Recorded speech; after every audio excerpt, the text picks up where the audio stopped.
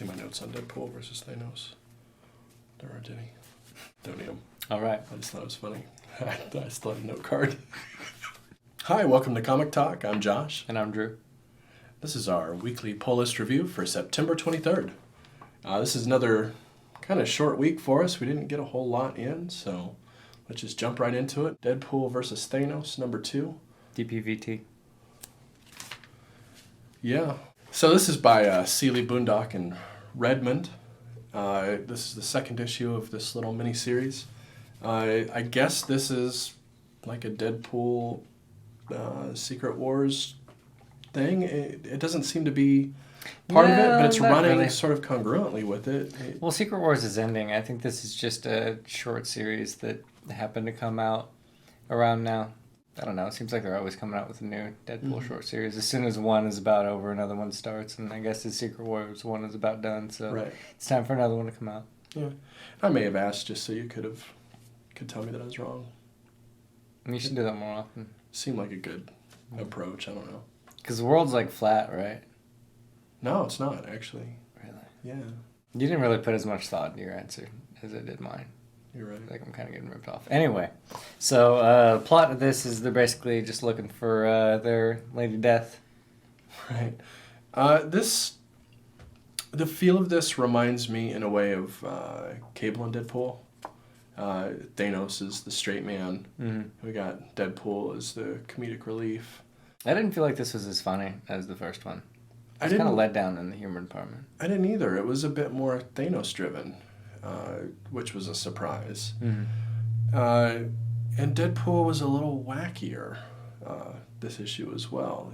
Definitely going into the wacky side of Deadpool. Yeah, pretty it's weird. It's deeply. Like you have Thanos and then fucking like Daffy Duck in the background just bouncing around. Yeah, this is definitely a Daffy Duck Deadpool. But maybe that's the idea, is to have like a more Deadpool-centered one and then a more Thanos-centered one. Because they probably only have like 4 issues of it or something, so it makes sense. Right. And I know a lot of people hate this kind of Deadpool. Personally, I don't mind it. I think it can be pretty funny. The first issue I thought was hilarious. The first issue was really funny. This one is okay. It's not super funny. It had some good moments. It's a little more risque than the first one. So a lot of euphemisms and a lot of Deadpool talking about boning girls. I did like the back and forth with them a bit more this time than last in regards to how they interact with each other. I thought that was funny. Yeah, I think at this point in the story, they're sort of both have just accepted that they're going to have to put up with each other for the foreseeable future. It's like, all right, well, I hate you, but this is what we're doing, so all right. Yeah. Artistically, it was just kind of okay. Yeah, it was fine. I think I wrote meh. Which I think meh is maybe a little bit more derogatory than I was going for. It's fine. Yeah, it's not bad. No, I don't think it detracted from the story in any way. It may have added in, I'm sure it added in subtle ways that I'm just not aware of, but nothing really jumped out at me. Right. And writing wise, it felt mostly like one-liners and cameos and stuff. It was okay. So let's swing over to the DC side of things. This is the second title we read this week. This is Batgirl. This is Stuart Fletcher Bangle. Is it Bangle? Yeah, Bangle and LaPointe. Bangle. This is issue number 44. So what do you think of this? Well, plot-wise, what do you think a book by Bangle would be about? Oh, yeah, that's interesting, huh? The Tiger. It's probably the wrap-up of their whole tiger murdered thing that was happening. You get a main villain, and she's bested by the end, so I assume that it's kind of done. Right. Yeah, this is a fun issue. Well, they've all been fun so far. Yeah, they have, and like the other issues, it pulls an interesting mix between early 20s female college life and being a badass superhero. They make her really cool. Yeah. When she's fighting, she's a badass. I really don't care a whole. I mean, I don't hate the superhero element of this, but for me, it's definitely the more interesting part of it is more interpersonal relationships. Mm-hmm. I feel like there's a ton of time given just to not even necessarily character development, but character development in relation to another character, Mm-hmm. which is pretty cool because I don't really see that at the forefront of a lot of books. Right. I think this falls into the Bat family of books in that way. They tend to do that with the Robins and Barbara. I've always liked that about. You read more Batman and Robin than I do. Right. I mean, for me, Batman is Batman. For you, it's Batman and Robin. Right, So. exactly. And this feels more in line with the Batman and Robin type approach, or the We Are Robin, or all the different Robin stuff, Red Robin, and all those characters. It's definitely got that feel to it. Writing-wise, I really like the team aspect that they're bringing in here. I like this idea of the sidekick roommate girl that's coming into her own with this.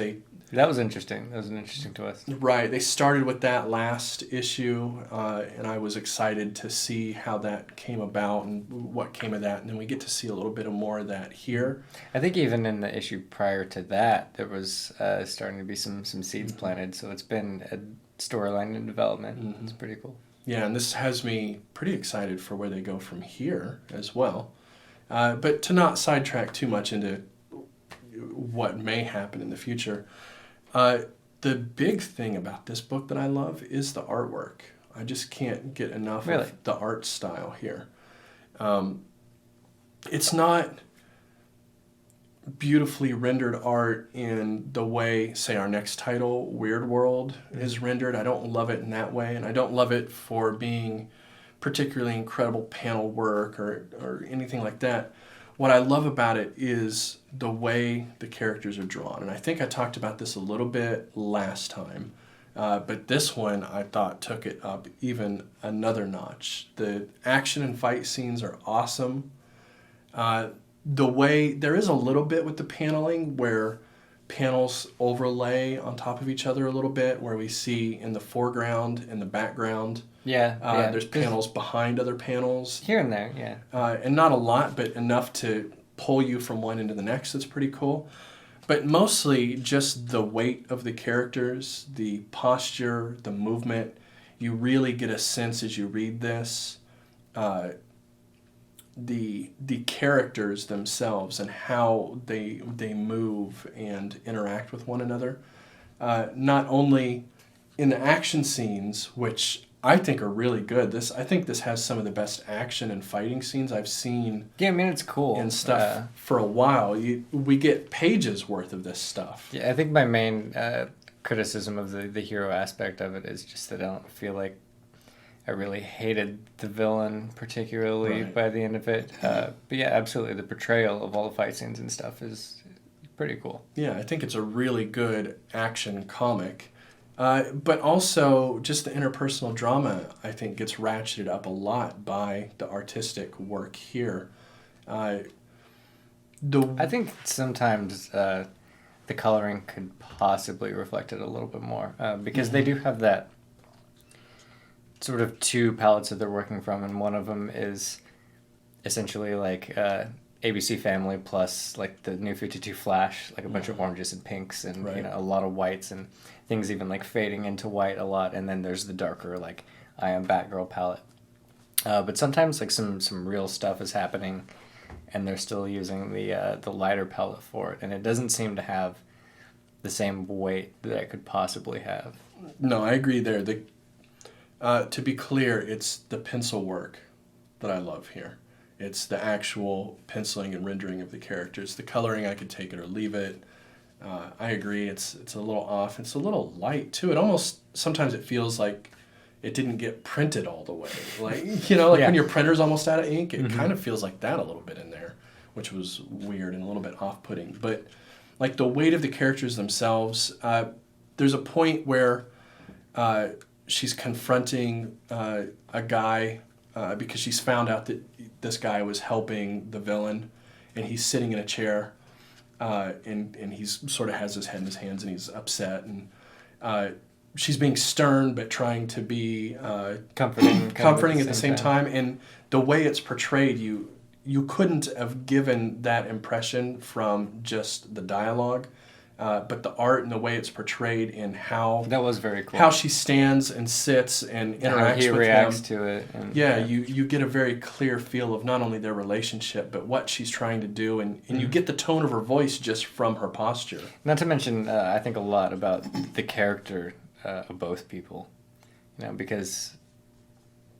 you definitely come away from it thinking, like, even going into it, that this guy was helping this criminal, but from his reaction to the situation at hand and having the conversation, you can tell he really is like a legit nice dude. He just, was stupid about some stuff. I mean, he didn't think he was being as stupid as he was. And it's this interesting mixture of cartoonism and like realistic weight and proportion that works together in a really cool way that I haven't seen anything that looks quite like it before. It's kind of got its own style with the penciling, and that's why I like it so much. All right, so let's WW4. Let's switch back over here to Marvel again, and let's talk about Weirdworld. This is Jason Aaron and Michael Del Mundo. This is issue number 4, so we're 4 or 5. One more after this. Then they get a new writer, and we decidedly stopped caring. Yeah, a new writer and a new lead character. Yeah, that's the other thing. This is clearly ending. Next issue to be concluded is the last page. And let's just say right off the bat that we have been picking this as one of our tops. Every time. Since issue Every number time. 1. Mm-hmm. So this is issue number 4. The last 3 have been in our top 3 picks each for the month. How are you feeling about number 4? Solid as ever. Yeah. Agreed. I do want to touch on the plot just really quick before we get too carried away with how awesome it is. Our boy Aircon and Skull stumble into the Good Witch via a fight scene, and other things happen. So this issue is really the third act turning point where we learn the curtain's pulled back now. Archon's learning what's happening. We see a bunch of reveals. We see how all of this is going to come together now, and what that last issue... The meet and the wizard. Right. That's exactly it. She even calls herself the Good Witch. It's very Wizard of Oz in that way.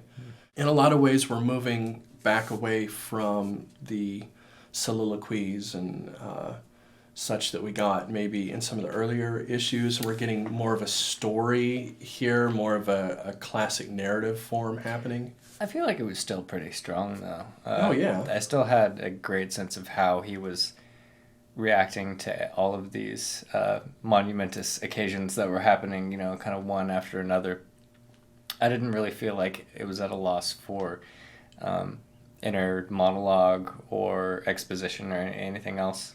There was more story, I would say, happening, as you mentioned, but I would not say at the expense of anything else. And I don't think without any more or less word bubbles or square boxes of any of the other issues. Sure. One of the things that really impresses me about this is just consistently how much is done with so few words. Mm-hmm. It's incredible. Mm-hmm. Yeah, well, a lot of the story is told with this incredible Mike Del Mundo art. Like we've said with most of the issues, you could pull out Jason Aaron, and I would still be reading this or reading it. It's just gorgeous, and the story almost completely gets told without the dialogue. The dialogue tells us more usually, or the narrative boxes at least, which is like half of what's in here, at least, maybe 3/4 of all of the written word in here is narrative and inner monologue. It's really good spice. Yeah, it just spices it up. It tells you what's going on inside the character's head and how they're reacting to the story that's unfolding in front of them. Yeah. But again, it's not like a gas station oregano. Like, this is like somebody like went to Italy and found like the perfect soil and planted this one plant and nurtured it every day of their lives and then cultivated it and put it in some spaghetti sauce and you got to eat that shit. That's this issue. It seems like Jason Aaron's got a lot on his plate. He's writing a lot of stuff, but this has to be a passion project for him. Just either that or it's just supernatural. Extremely natural is what I'm trying to get at for him. Like, maybe this is just his cup of tea. But he can just do it all day. Yeah, but he just nails this stuff, man. Like, everything he writes in here just feels so heavy and weighted and everything is important. Real and honest. Yeah. Everything. Just everything. Yeah. Yeah, and even the way it all comes together, the entire story here, the entire concept, the reveal that we get on the last page, the way it's set up throughout the issue, what that reveal is going to be. It blew my mind, that last page, that I wasn't knowing that that's what was going on here. Do you know what I'm talking about? How it's set up, and he keeps mentioning it, and you think nothing of it because it's Weirdworld, and then boom, that's what's going on. Yeah, for sure.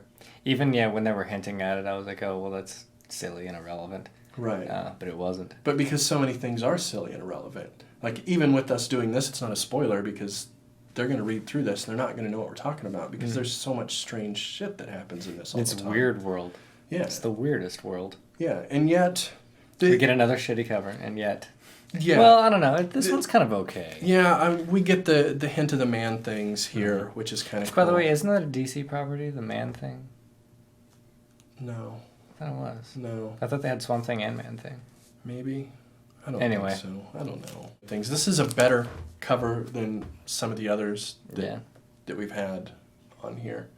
And I've actually... I've brought this up in online forums talking about cool books with bad covers, and I've actually had a lot of people disagree with me and say that they really like these covers and think they're cool. So maybe it's just us. I don't know. But they're just so different from everything on the inside. Right. It doesn't make sense to me either. They're always so still looks like stark. a Sega Genesis game cover. Yeah, they're all so stark and simple, and then on the inside it's just so incredibly detailed and strenuous and gorgeous looking. I want to get a copy of this without the words on it, and then just ask somebody if they would rent it from Blockbuster, and everybody would say yes. Yeah. But no, it's a sweet comic, turns out. Yeah. So artistically, this is still just nailing it. This is some of the coolest art out there right now. I will stand by that and say that this is some of the best comic art that you can buy off the shelf. Yeah, easily. It's super cool. It manages to both feel really weighty and grounded, and yet have an airiness and unnatural feel to it as well. Airy is a good word for it. There's a lot of just the way that they use white, I think, a lot of times, and just fading out into the distance and stuff. It's just very, very tasteful. Yeah, and yet they manage to keep these characters like these barbaric men. Skull the Conqueror, what is it? Skull the Assassinator or something. I don't know. The ass kicker. Yeah, and Archon, they're these very meaty, fleshy dudes. They just punch and pummel and stab, and they still manage to seem very heavy and grounded, even though it's got this airy demeanor to the whole thing. It's really incredibly done. It gives this world its own feel that nothing else feels like. The Slayer. Skull the Slayer. Skull the Slayer. There you go. Yeah, so all in all, man, this continues to be awesome. It continues to be probably easily it's going to be in my top 3 again this month, I guarantee it. For sure.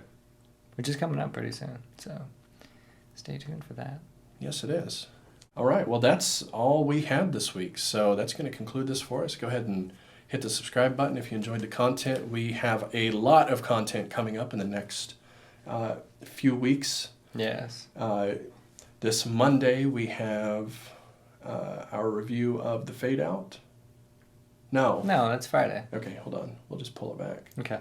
Of course, you're not going to edit that out when I say that we're going to do that, so always so professional. So, yeah, you're right. Friday, we have The Fade Out. We're going to be talking about that series. We got the brand new trade that came out about a week ago or so, Volume 2. So we actually talked about Volume 1 and 2, the first 8 issues of the series. All of them.